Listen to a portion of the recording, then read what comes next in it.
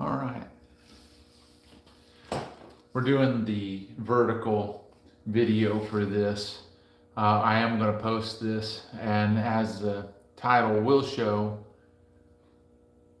I've got 8,000 miles on the Stroker Big Bore DRZ. And we're going to do a riding video, we meaning me, and I just wanted to take that and commemorate it real quick because I did roll over the 8,000 miles tonight. This is my 2016 DRZ470 SM. Let's see, we'll do a quick little pan. Ooh, ah. And this is also a Stroker Big Bore DRZ E model with wide ratio gears. It's only got about 1,000 miles or so on it. But this is about the doozy over here. And yeah, I'm going to get to the point real quick and commemorating it. Those of you who have been on this channel and watched this channel, I thank you. Thank you for your viewership. We're commemorating 8,000 miles on the Stroker Big Bore. One of 3 Stroker Big Bores so far that I've built. I've got another set of components or a kit to make another one, wide ratio Stroker Big Bore. And I actually have the OEM engine in this. That came on this one. This is a donor engine from a S model that only had like 3,000 or 4,000 miles on it, but I went through it like it had been thrashed, and so far that's served me well. I've had one major problem with this build, and if you followed this channel, you'll know that it was the base gasket. It was a non-OEM base gasket, and it blew out over on the other side of the engine where the water jacket, where the water flows through the, let's see, well, it's kind of a shape kind of like this.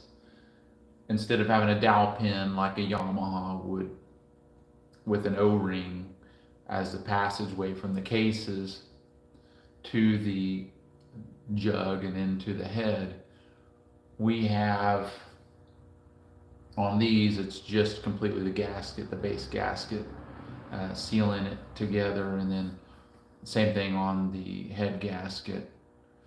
So it's very important to have a good quality gasket. I went back with the OEM from the Vertex, and I torqued it down to 43 foot-pounds instead of like the 32 or 33 that an OEM would take.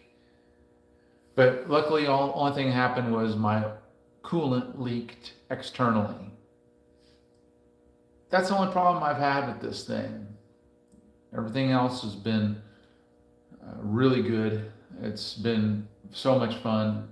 I ride this bike as often as I possibly can, and I've got a whole fleet of motorcycles, probably more than I really should, but they keep me busy and keep me focused on things, and it gives me some content to share with you. I don't share everything that I record, but this is a milestone time, and so that's why I'm sharing it with you. 8,000 miles on the Stroker Big Bore DRZ. And one of the things that I wanted to go through with this, with my audience here, is, like I stated earlier, I had one problem with the base gasket, and I went back with the OEM, and something that I said also was, oh man, people are going to freak out because I'm not using the E model or a real thin base gasket to get me a little bit extra compression. Look, I picked up all the compression I needed by going with the 12.5-to-1, like a motocross bike or a hopped up engine. I am married to premium fuel as a result of that. And, I've increased the squish gap by having the full OEM size base gasket. So I have a little bit more clearance, which yes, can cost a small, very tiny, small amount of compression that you can increase, that some people, for whatever reason, think it's a great idea to go with a E model one on the base and leave their piston alone.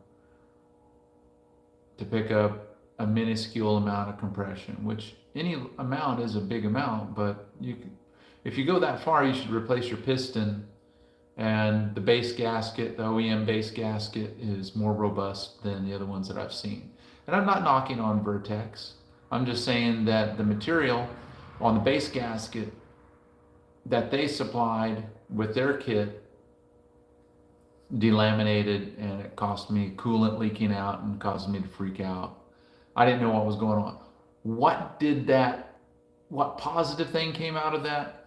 There's a few positive things. It gave me a reason to go back and check my valve clearances, which were spot on. They hadn't moved, and check my ring end gap, which can be an indicator on how much the rings are wearing. Let me look at my cylinder surface, and the compression rings were exactly where I had installed them at, and that was at 4,000 miles. So that's about half of the life of the engine where it is right now. I say that's a pretty big deal. I've kept the same maintenance schedule over the course of the time, and that's every 1,000 miles. I did a really picky, low interval on the first ride. I did like a 30-minute ride, then I changed the oil.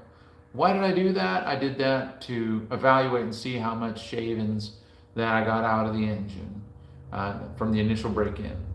There really wasn't very much, if any, but you got to understand, I've got new bearings in these cases. Even though this engine is relatively new, I went and put new bearings on the main bearings on this. I inspected all the other ones, and there was so little wear, I did not mess with that. I had a new cylinder and a new piston that I was breaking in, and rings, of course. And we were breaking in cams as well, the stage 2 cams that are a part of this build.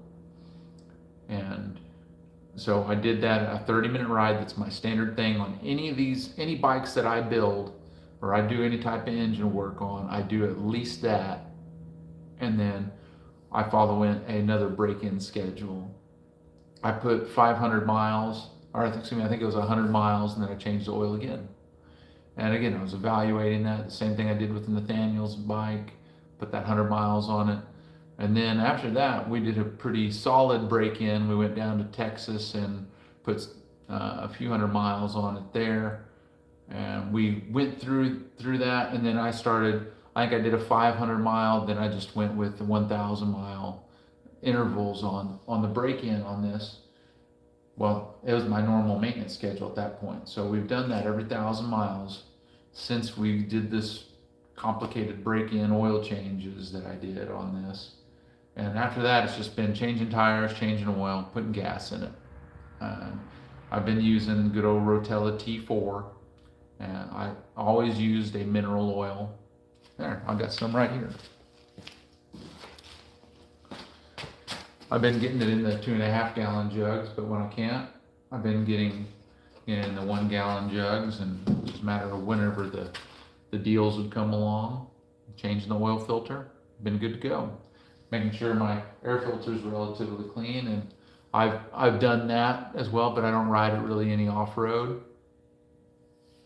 So one thing that I wanted to go over before, the one thing that I wanted to do, and you guys can skip ahead this later on, you can skip on through it, but one thing I'm going to do is for part of this live, just to kind of pamper the DRZ a little bit, because I just changed the oil 200 miles ago. So we're not going to do that. I'm going to clean the chain, and I'm going to lube the chain afterwards. But one thing I wanted to do is go through the modifications front to back on this bike, in exception of the stroker big bore kit or components that I've put on this.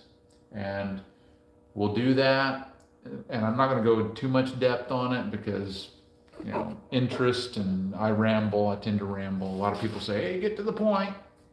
So front to back, I've got the Ford Fabrications, and it's not showing on it. It might a little bit, let's see. I've got a little battery underneath this since it's on a stand right now, so that it doesn't get tippy. And It's dirty. I've got to clean it up. I probably haven't really given it a thorough wash down since I rode with Jake the Garden Snake and Jixerbra, but at the go-kart track. But I got the Ford Fabrications bracket and a 4x6 LED headlight on here. I've got Core Moto brake lines. It's kind of got a gold color to it, front and rear. We'll call it as a mod on this. We're not going to show it because of my angle here, but I've got some EBC brake pads, just some, I think they're double HH, so they're just a pretty standard, pretty bitey brake pad. And these are, I'm running the GPR 300s, nothing fancy about them. They're a good general purpose tire. Haven't done anything to the sliders. I'm just running the OEM ones. You only need those if you put it down, so haven't done that. I'm running OEM blinkers. I do have the Lynx garage cover. I guess we can show that real quick. Again, I'm in the goofy mode on this. Let's see, can you see it? We've got the hum of the crappy Dewey's Garage lighting here, but it's just a little 3D printed piece on here that just kind of dims things. That's a mod, so take that. I've got the FMF header, the header pipe on here. FMF, the power bomb. On the other side, we're not going to go around there because I got my other bike over there. I've got the kickstart, and just it's an OEM kickstart kit. Don't get the cheap one. Don't try to save $70. Get the OEM kickstart kit. Comes with instructions and good quality components. And I also have the Two Brothers slip-on. And the Two Brothers slip-on only, I don't know if you can even get them anymore. I don't know if they even make them, but you might be able to get them. If you can get a used one or whatever. It's a carbon one, so it goes with the gray here. But they only go for this, they only fit the stock header. Unless you go to an exhaust shop or you work your butt off and stretch the exhaust using an exhaust pipe expander, take it to an exhaust shop. Another guy that I had do something, the same thing with the DG exhaust, he took it to a shop and they didn't even charge him. Okay, moving on. On that side, we got kickstart, we got the FMF to the slip-on, to the Two Brothers. In the back, we just have the Yoshimura undertail tidy. I didn't do that. Heath had already done that. And let's see, other modifications. Got our rectifier here. I've done the free power mod on that. I think I've done that at least once on this channel. And that decreases your resistance. Otherwise, your wires that go all the way through your harness and then eventually to your battery, you have that much DC resistance going through all this rigmarole, putting your wiring harness at risk. What I do is I just go straight to the battery with a 20 amp fuse on the positive side and the ground to the ground, and we just safely block off the leads that go to the harness, and that gains you about a volt increase charge to your battery, and it puts less load on your stator, and hopefully it lasts a little bit longer. Okay, in the back here I have my filthy chain. I feel so bad about it, but it's a primary drive gold chain, and it's just a 520 chain, and I think that's also the front and rear sprocket on there. I've got 8,000 miles on this engine. I've got 9,000 miles on this chassis, and with a total of 14,000 miles on this bike. It had 5,000 miles on it when I got it. I put 1,000 miles on it on the stock engine. Didn't really care for it. And then we're going to get down to the brass tacks, the big things here. I've got an FCR39 on here, and that's a kit that came through FCR39.com. And yeah, I'm not trying to run their name through mud, but I got a refurbished one, trying to save a few bucks. The accelerator pump worked for a while, and then the check ball in the brass piece that does a squirt through the body of the carburetor must have got stuck closed or something like that, because it had been refurbished. And I had a whole falling out with the guy, and I said, listen, I don't have any negativity towards you. I just want to spend the difference of the money, send this back to you, and get a brand new one. Can you do that? And you know, I think English is a second language for him, and I think he was overwhelmed at that time of the year. Fair enough.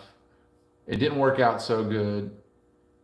I had to get him, I gave him over a month to refund me, and it just didn't work out well. So do it once, do it right. If you're going to buy one, buy a brand new one. Plain and simple, buy a brand new one. And if you're going to run the petcock, the stock petcock, you're going to have a nipple to be able to pull vacuum, because this carb has no piece on it for the vacuum line like the OEM one does. But it's just a matter of time before that fails you. I've just got it's kind of a knockoff. It's a knockoff E-model petcock. Causes for you to have to do the little whirly gig around here. It's not a big deal. I've got that going. So that's a mod 2. So what else we got? We've got the engine. Let's talk about the engine real quick. The engine, I've got a stroker crank by Hot Rods, and in there I have their bearings, and people freaking out about the bearings. Well, you don't have a problem with your bearings if you pre-lube them and you use a proper puller installer, crank puller installer. It's a standard piece of equipment. Instead of bashing around on your cases, you install the bearings correctly, which I did. Install the crankshaft correctly, which I did. And of course I have the Cylinder Works. It's a Cylinder Works. Let's turn this way. Make sure I'm kind of over on the edge of my stand. I'm going to double check this real quick. Make sure you don't fall off, baby. Kind of makes me nervous a little bit there. Sorry, girl. So I got a Cylinder Works big bore 434 kit on it. Got to put my battery back underneath here. Bear with me. I just can't leave stuff alone. And it's got a CP piston or Carrillo piston in there. And one thing's very important, I think I stressed it in the videos where I was building it, you've got to set that ring end gap correctly. You don't just throw the rings in there. You got to set it correctly. I don't have the proper machine to do it, but I did the old file in a vise, and it took me forever to do it because that steel is super hard, but I set it to the correct parameters. And if you're going to do it yourself, you got to make sure you can do that, or you can get somebody else to do it correctly for you, because that is everything on having the proper gap to expand on it. So I have the Carrillo piston, which has performed flawlessly for me. Of course, their jug. I took the valves out, put new valve guide seals in it, and then the other business end of things was the cams. I got the stage 2 cams by the hot cams, and a lot of people say, "Oh, Dewey, you gotta have the web cams. You've gotta have the certain grind and this and that. You gotta do the big valves." Yes, those are definitely options. If that's what you want to do, you can do that. Oh, you gotta mill the head a whole bunch. You got to open it up a whole bunch more. And yeah, I could do that. I did remove some of the casting lines out of the head on the intake and exhaust to kind of make sure it's flowing as freely. And also decked it. I decked this head because you have indentations from your stock size bore. You have your stock size bore, that's where, the base gasket is the same. The base gasket's the same for OEM or whatever, but your head gasket is depending on what your bore is. So we have the stock size indentations from that, keep excluding everything from your water jacket, and then it's a little bit bigger. It's a little bit different footprint. So I milled that out through my process. You can look at my videos, what I did, and that ensures a good seal, and also increasing the torque for the head bolts. And I didn't use my kit came with studs, but I didn't want to mess with studs because I couldn't do what I had to do when I replaced that base gasket with those studs. There's just not enough room for it to be lifted off of there. So I used the stock bolts. It was fine, 43 foot-pounds. That milling, the stage 2 cams, and I've got 8,000 miles on it. I've had no problems. Not burning any oil, not a drop. Well, I mean, it might burn a drop. Okay, it might burn a drop because I do wheelies on this thing. I take it to the track. I run it wide open, 100 miles an hour, however much you want to. I don't like to hold it at that, but this thing's got crisp power out of the hole. It's got all the power that I think it should have. Let's see here. Yeah. Yeah. Yeah.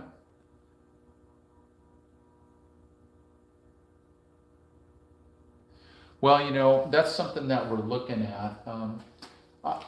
This channel is for a hobby, and everybody has a channel. We have ambitions to do great things and grow it huge. I think DRZs have a cult following. And one of the things I was thinking about doing if we got to 1,000 subscribers and get monetized is doing some sort of sign up, and where the winner of this would need to buy parts, but I would potentially build their engine or do a meetup in the lower 48 and set them up like mine and make it to where they have it. But you got liabilities and things happening like that. But we might do something like that. I might just randomly select somebody. But it's let me see. It's a great compliment for someone to say that they would pay money to ride my machine. Jake the Garden Snake made some comments on his video a while back when we rode at the kart track. That was in September, so you can look back to his and see what he had to say about it. He did prefer mine because of the 150, the 150/60 rear wheel instead of Nathaniel's 140/70. Let me see here.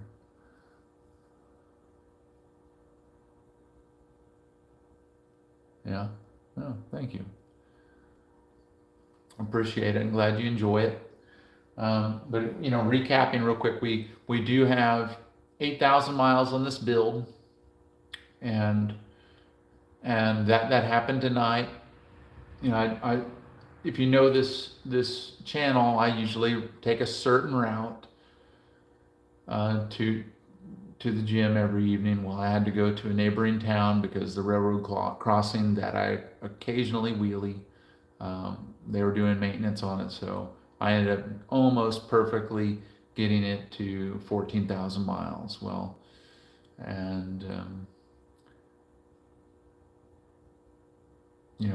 I've got 9,000 miles on this bike that I put on it, and 8,000 on the Stroker Big Bore, and so going that distance, and thank goodness for this November weather we've had here, because it was just warm enough for me to be able to tolerate it.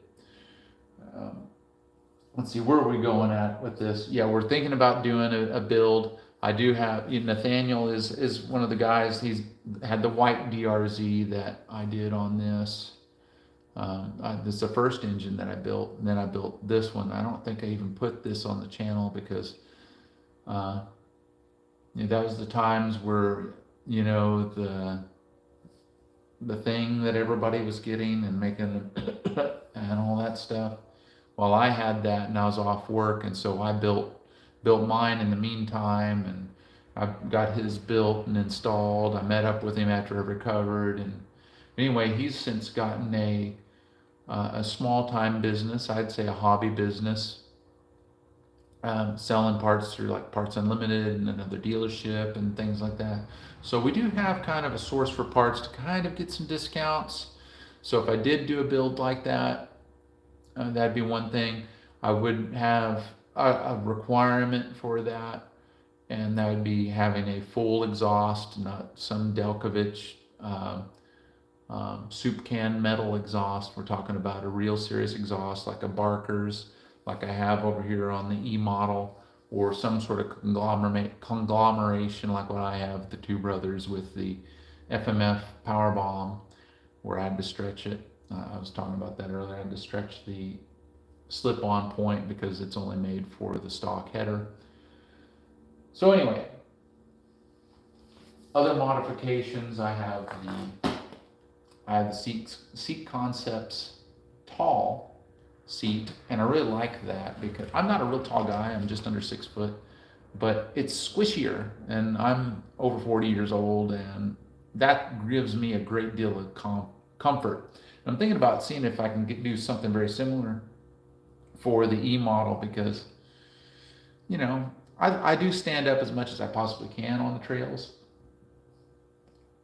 but I'd rather not. So, and the other requirement would be an FCR 39 for that potential person that I select to do their build. And I still might not do that, but I'd like to. I'd like to be able to do that, but one thing's for certain, I don't want anybody to know where I live. That's just, my privacy. I want that to be something on there.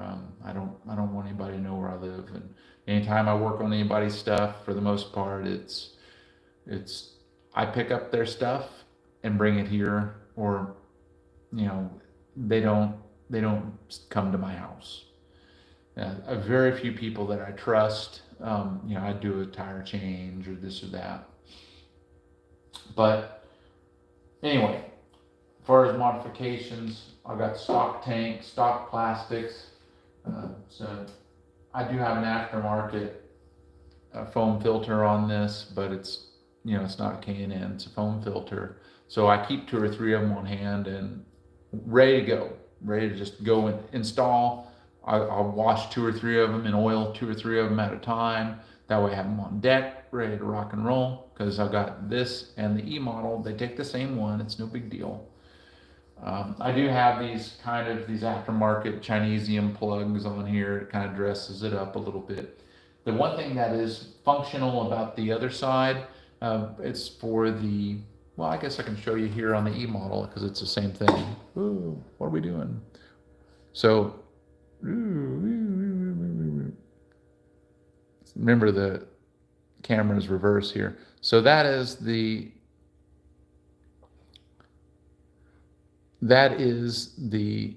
oil filter cover.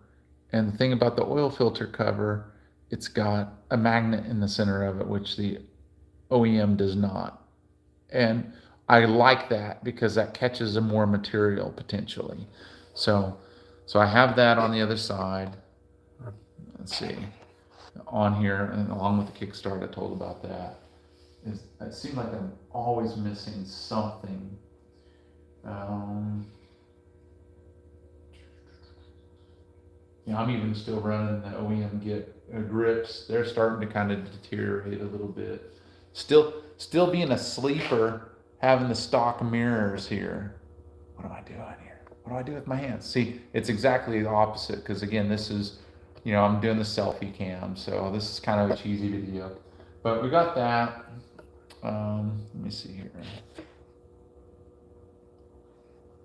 I don't think there's really anything else for me to share as far as mods go. Running engine ice on it. Yeah, I'm even running the stock skid plate. So what I'm going to do real quick here is just as a commemoration here, and you can chime in if you want to. I'm going to lower this down just a skosh, just so it's a little bit more. You see what I'm doing?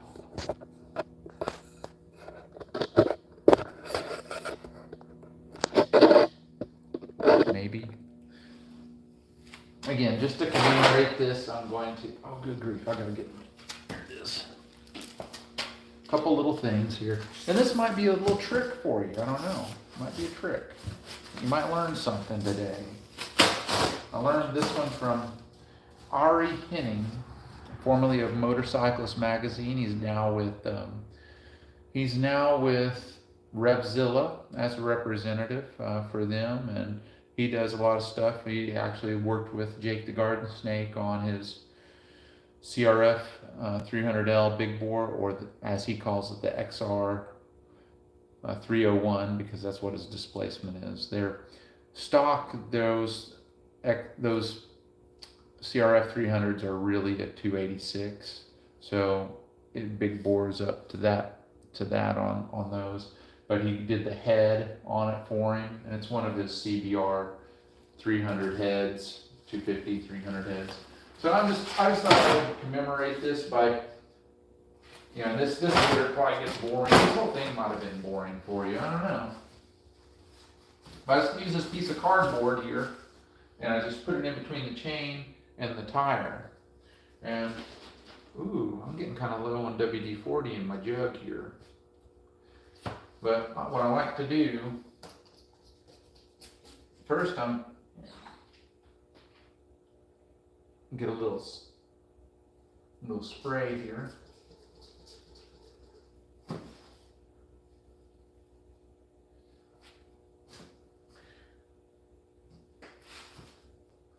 Why am I looking over here? I have some invaders trying to get into my garage, and so I'm gonna have to put some bait.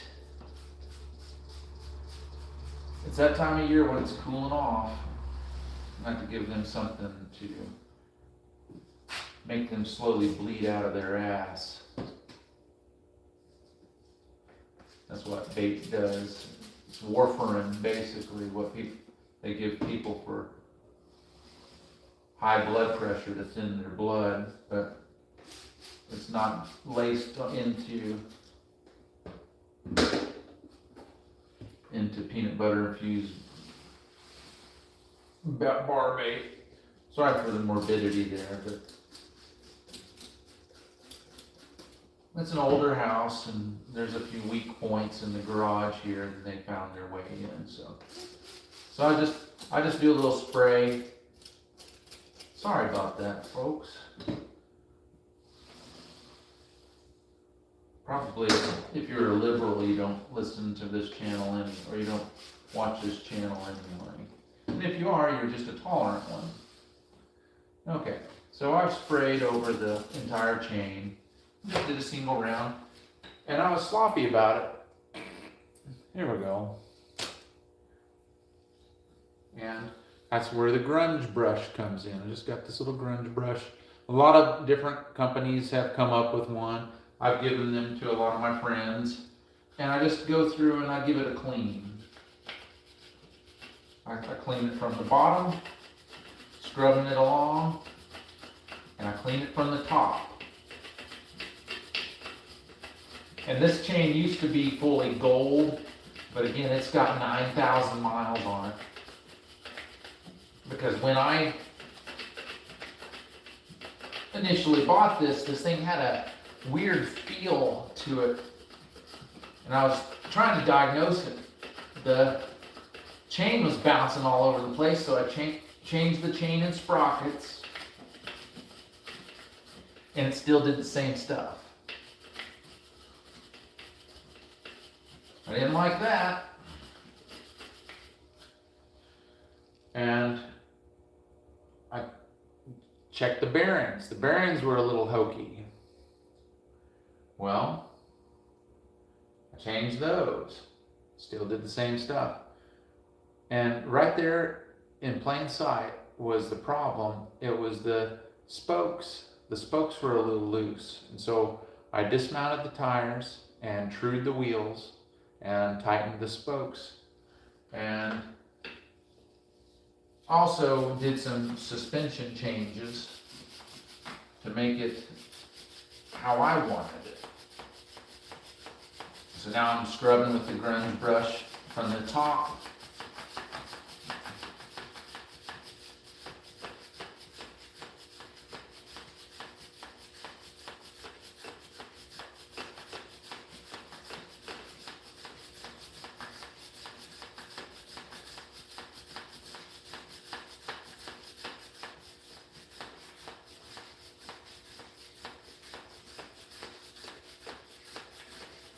I'll make an extra pass here.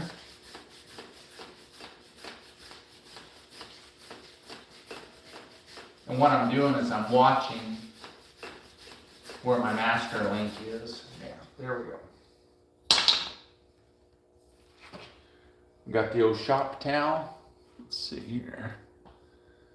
The old shop towel here. And all I'm doing, and you probably should wear gloves. You probably should wear gloves for this. But you know, we're men. And I'm just, again, I'm on the center stand here, and I'm just wiping off as much as I possibly can the excess of that WD-40, because the WD-40 is not my chain lubricant. So I've got my filth. I'm going to get a different grip on that. I'm going to kind of go from the sides. And this thing really needs, it's due for a wash. I've got a track day this weekend down in Oklahoma at Hallett Motor Racing Circuit. And so I'm going to bring this as an alternative bike. Just because, I mean, it's cold. It's going to be a cool time of the year, and if I can't get good grip with my GSX-R 1000, I'll go out there and do wheelies with this baby. And we'll just go a little bit. I'm going to try to get as much off the sprocket as I possibly can.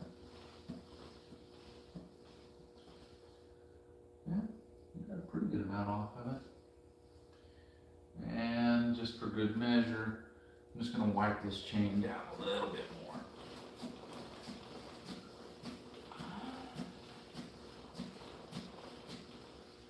Yeah.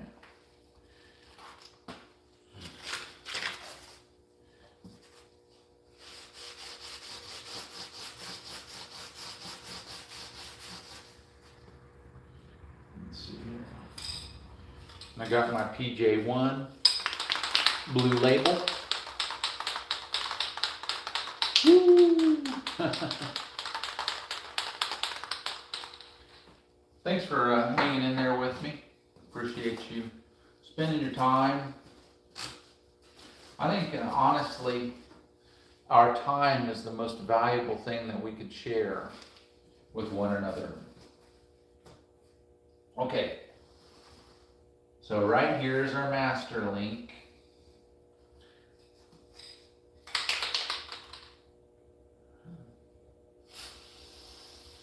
And I'm just going to put way more than I probably need to put on it.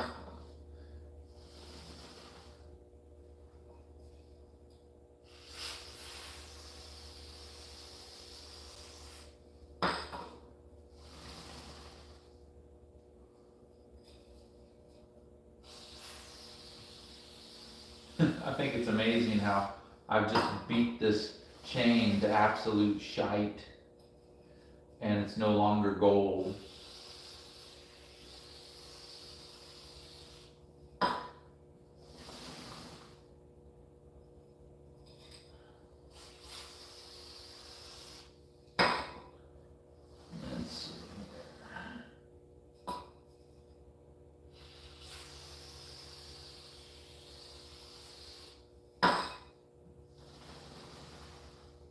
And there's our master link again over here on the right side.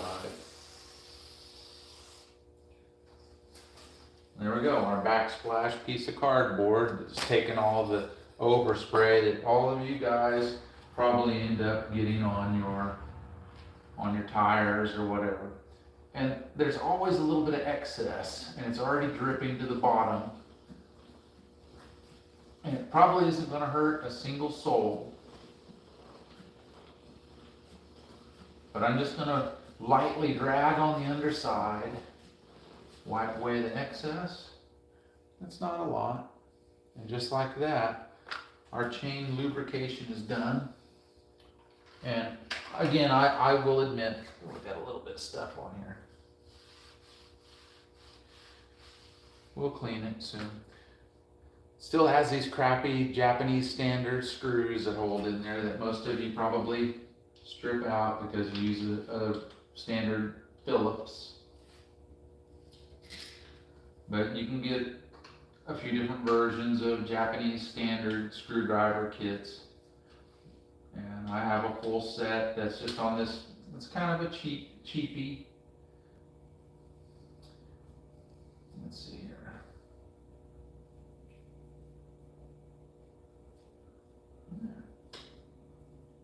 There we go. No. For whatever reason, this wants to start funky.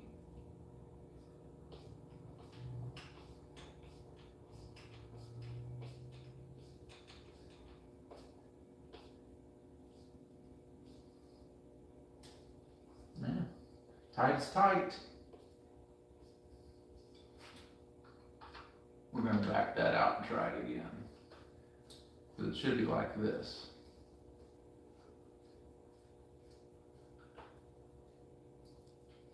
Yeah, we got something funky going on here.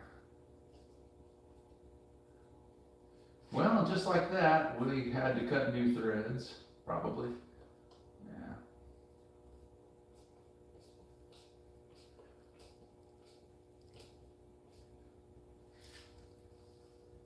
All right. We're going to do that off camera. You weren't supposed to see that. We're going to end this video, and I just want to thank you for watching. And we'll see you next time. We're going to do a ride video to commemorate 8,000 miles. And make sure and any of your friends that have a DRZ400 or like Supermoto or doing trail riding or have any type of projects that you like to see me do, make sure and tell them about it and make some suggestions. Also, we've done what else have we done? We've done a WR250X rebuild and amongst other things. But leave some comments with your suggestions, and we'll see you next time. Let's see. All right, I'm going to shut it down. Thanks a lot, and we'll see you then. How do I shut this thing down? There we go. All right. See you next time.